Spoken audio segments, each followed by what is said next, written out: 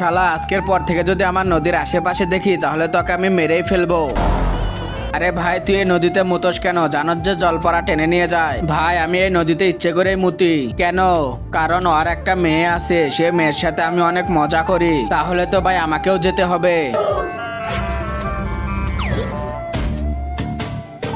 ওই হই জলপরি, তুমি কি চাও আমার 10-20টা বাচ্চার মা হতে? আমার বাচ্চার মা হতে চাইবা? কোন শালায় পিছন থেকে বলে রে? শালা আজকের পর থেকে যদি আবার তাকে দেখি তাহলে মুসলমানি করে দেব।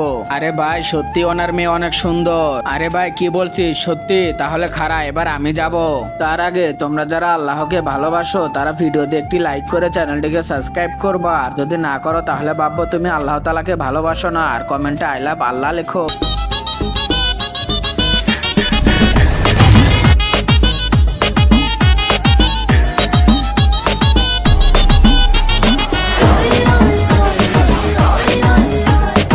আরে শালা হারামি, তোকে আমি জীবন্ত ছাড়বো না।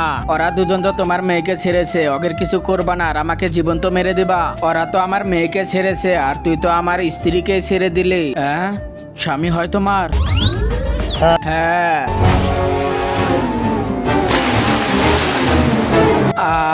আরে বাপরে। আরে বাপরে, তাড়াতাড়ি আমাকে নিচে নামা।